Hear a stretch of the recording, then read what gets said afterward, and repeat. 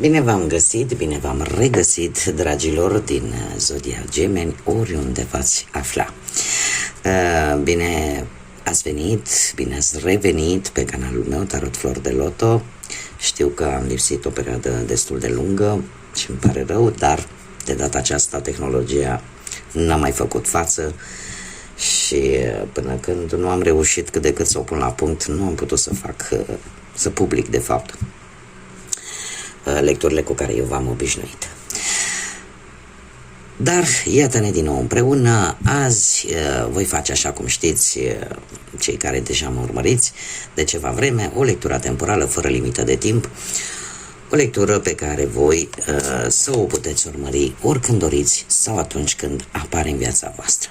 Desigur, dragilor, ca de fiecare dată, vă readuc aminte că voi sunteți cei care vă construiți viitorul și fiind o lectură generală, vă rog din suflet să luați decât acele mesaje care rezonează cu voi, iar restul lăsați-le să zboare în univers, pentru că sigur sunt pentru alte energii care într-o mai mică sau mai mare măsură au legătură cu Zodia Gemeni.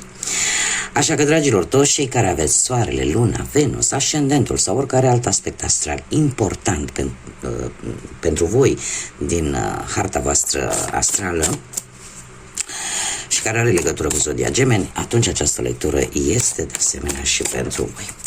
Și haideți să începem, că știu că sunteți nerăbdători, să vedem care este situația actuală, ce vă frământă, ce simțiți, ce este ascuns.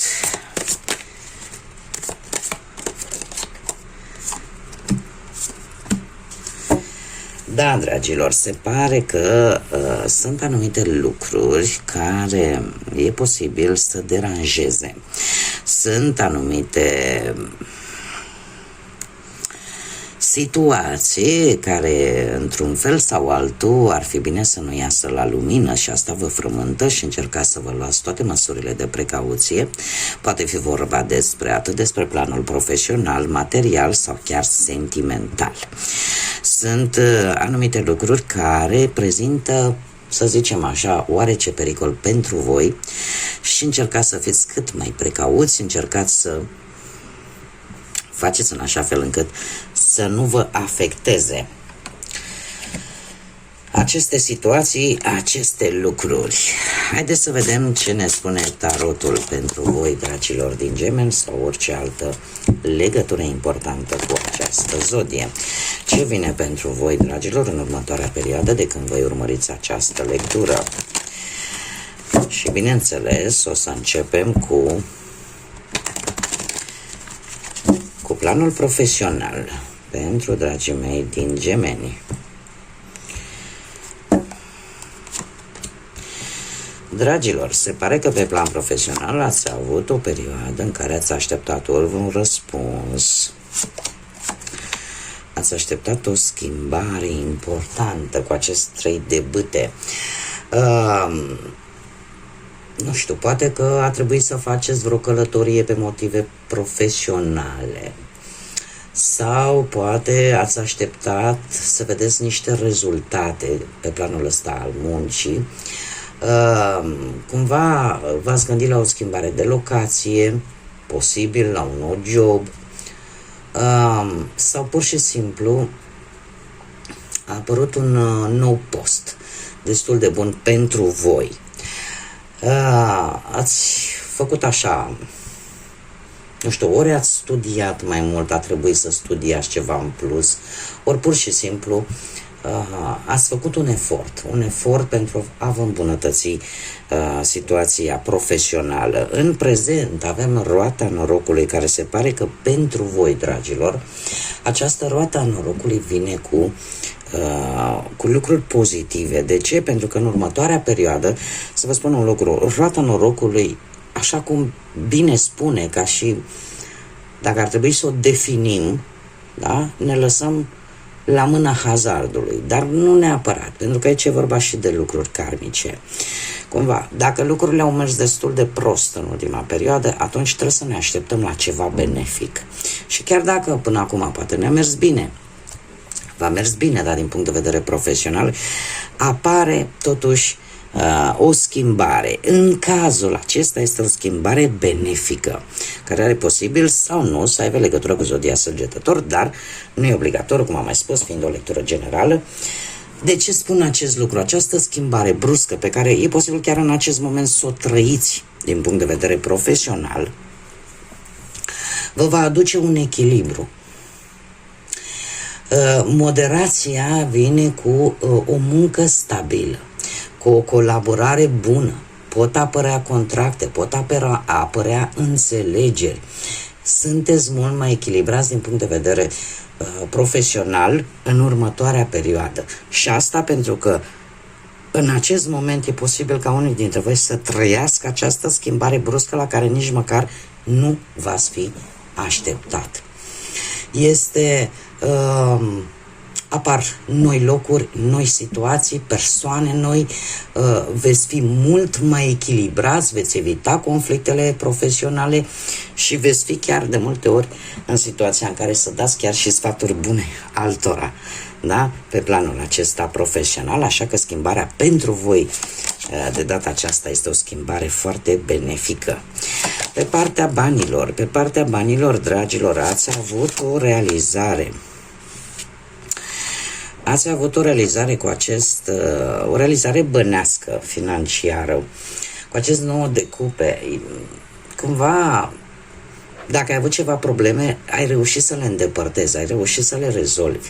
Nu știu, că poate ți-a venit o lovitură de noroc, că poate mai recupera niște bani care ți se părea până la un anumit moment imposibil să-i mai recuperezi, sau poate pur și simplu ai avut parte de un câștig spontan, total neașteptat. Cert este că ai avut parte de un succes bănesc. În prezent avem un 5 de spade. Dragilor, se pare că totuși trebuie să fiți un pic mai atenți în ceea ce privește banii, adică nu dați cu ei de-a zvârlita, nu cheltuiți pe lucruri care nu au așa mare importanță.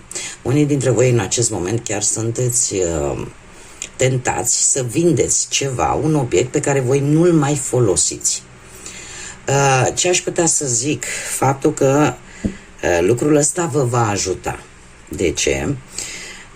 În următoarea perioadă avem un 9. După cum bine vedem, începem cu un 9, terminăm cu un 9. Dar este un 9 de monede, care de asemenea ne vorbește de echilibru. Și pe partea banilor trebuie să vă spun că în urma deciziei pe care o vei lua, nu știu, să vinzi ceva probabil, vei obține în următoarea perioadă o sumă de bani frumușică, care să cumva să te ajute să te echilibrezi și mai mult și să fii mult mai sigur pe tine în ceea ce privește banii. Mare atenție cu acest 5 de spade în prezent la anumite tensiuni, la anumite conflicte care pot apărea din invidie cu cineva care are legătură cu o situație financiară, cu o situație legată de bani. Da? Nu vă lăsați duși de val, pentru că de multe ori sunt conflicte în care până la urmă nimeni nu are de câștigat. Așa că totuși vine și cu o mică atenționare. Dar bani vă ies și în următoarea perioadă. Haideți să vedem pe plan sentimental, cei care sunteți deja angrenați într-o relație, dragilor. Lucrurile au mers destul de bine într-un trecut foarte apropiat, nu știu, o relație armonioasă, o relație bazată pe respect, pe iubire, pe sentimente. Avem un cavaler de monede aici. Avem un cavaler de monede care ne vorbește de semne de pământ, Taur, Fecioară, Capricorn. Acest cavaler de monede se pare că pe partea asta dragostei, a vieții sentimentale în pereche, cumva este cineva foarte meticulos. Este cineva care dispune de foarte multă răbdare, în primul și în primul rând, și care de fiecare dată încearcă să, cum să spun eu, folosindu-se de această răbdare, lucrează în permanent la relația voastră în așa fel încât ea să funcționeze. Ce mai trebuie spus? Faptul că totuși această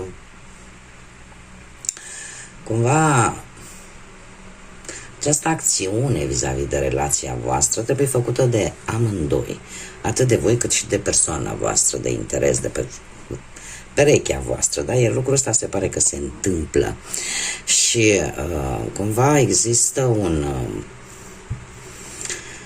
se preocupă foarte mult de siguranța voastră și chiar dacă este o persoană destul de perfecționistă, aș spune, totuși este foarte responsabilă și care de obicei încearcă să țină cuvântul dat. Următoarea perioadă pentru voi, dragilor, vine cu Marea Preoteasă care îmi spune că va urma o perioadă magică, o perioadă plină de sensibilitate în relația voastră, în care lucrurile vor fi mult mai înțelept făcute.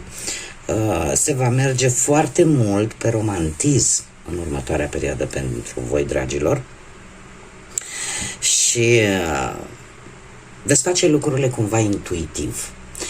Este Marea Preoteasă ne vorbește în primul rând, fiind o carte spirituală, ne vorbește foarte mult și de cum să spun eu, de acea sensibilitate pe care o veți avea în relația voastră.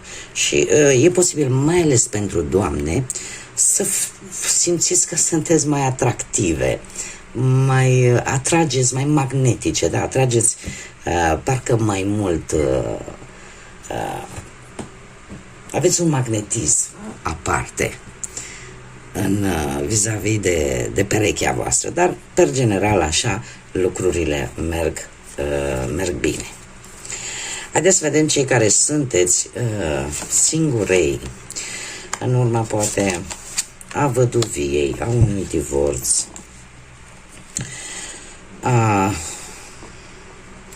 sau a simplului fapt că nu v-ați găsit perechea până acum, poate.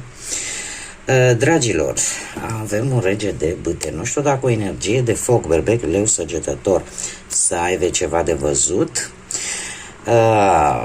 cu o anumită situație. Acest rege de bâte mie îmi vorbește de o situație în care ori a apărut o energie, cum am mai spus, legată poate de aceste semne de foc, cineva care a manifestat anumite sentimente de grijă și de protecție pentru voi și care tot a încercat așa, parcă nimic nu putea opri această energie, parcă nu era frică de tot ce ar fi urmat să vină. Era cineva care, din păcate, trebuie să vă spun, în acest moment e posibil să implice 3 energii. Și voi să știți acest lucru. Dacă nu-l știți, mie asta cărțile îmi spun. Pentru că mie mi-apar aici între 2 energii, avem energie de foc, berbec, leu, săgetător, și aici avem energii de aer, la fel ca și voi, puteți fi voi, poate să fie altcineva dintr-o zodie de aer, Gemeni, Balanță, Vărsător, dar în prezent, aici mie mi-apare 3 energii. 3 de cupe vine cu posibil la un eveniment, poate chiar acum, de curând, dacă nu în perioada imediat următoare, să apară o reîntâlnire cu cineva din trecut, cu vreun fost, cu vreo fostă, sau pur și simplu cineva va reîncerca să vă cucerească din trecutul vostru. Când? Într-un moment de socializare, într-un moment în care voi veți încerca, poate, nu știu, să ieșiți la evenimente, să vă bucurați de viață, în general să socializați. Iar lucrul ăsta se poate întâmpla. Următoarea perioadă pentru voi vine cu această regină de spade, o regină de spade care îmi vorbește despre sentimentele pe care ori voi le țineți în interiorul vostru și de teama de a nu fi răniți, nu mai vreți să le scoateți la suprafață, cumva le țineți bine sechestrate în interiorul vostru, sau pur și simplu ne vorbește despre foarte multă logică, foarte multă rațiune în ceea ce privește poate o anumită alegere, poate o anumită decizie pe care va trebui să o luați, sau ne vorbește de o gândire foarte independentă, da? De o gândire foarte severă, aș spune, și de puncte de vedere foarte puternice pe care, dacă vi le veți expune, veți crea așa o stare destul de glaciară. Trăiți prezentul, veți trăi prezentul, dar în modul vostru, pe plan sentimental. Din câte văd aici, ambele energii pe care cărțile mi le-au arătat, se pare că trăiesc momentul, trăiesc prezentul, dar într-un mod cu totul diferit. Am o energie care trăiește prezentul cu pasiune, cu focus foarte mare, cu o energie debordantă, și am pe cineva care trăiește prezentul într-un mod mult mai rațional, mult mai rece, aș spune, mult mai logic. Și eu aș spune că următoarea perioadă pentru voi va exista totuși și un dram de reciprocitate. Eu cred că voi veți afla în perioada imediat următoare de această complicitate, de aceste trei energii implicate, iar asta vă va face să fiți un pic mai reci și să fiți, să vedeți lucrurile dintr-o perspectivă mult mai rece, mult mai rațională, tocmai pentru că unii dintre voi posibil să mai fi trecut prin acest gen de lucruri. Haideți să vedem ce mesaj are acest oracol al înțelepciunii oceanului. Are așa o imagine așa de faină care ne calmează. Haideți să vedem un mesaj, te rog, pentru dragii mei din Gemeni. Hai să vedem. Palatul lui Neptun. Lasă curenții ghidării divine să te conducă către adevăratul tău scop. Este un mesaj care ne vorbește tare mult de a lăsa cumva lucrurile să decurgă în modul lor firesc. Pentru că de multe ori, știți că e un proverb care spune tăcerea este de aur, și de multe ori trebuie să lăsăm lucrurile să se desfășoare în așa fel încât să vedem imaginea per ansamblu. Să vedem de fapt încotro se mișcă o anumită situație și nu ca în proverbul ăla, când nu vedem pădurea de copaci, ne îndepărtăm. Ne îndepărtăm pentru a vedea dintr-o altă perspectivă lucrurile, și de multe ori le vedem mult mai clare decât dacă am fi direct implicați. Este de fapt un îndemn de a lăsa cumva lucrurile să meargă în legea lor, da? În felul ăsta, încet, încet vei descoperi cam care este drumul tău și încotro ar trebui să te îndrepți. Bun, dragii mei, cam atât am avut pentru voi. Încă o dată mii de mulțumiri tuturor pentru toată răbdarea voastră, sunteți minunați și până la următoarea lectură, eu vă doresc tot binele din lume, să aveți parte de liniște, de pace, de gânduri bune, de binecuvântări și, desigur, de multă energie pozitivă. Până la următoarea lectură, ca de obicei, să fiți iubiți, dragilor!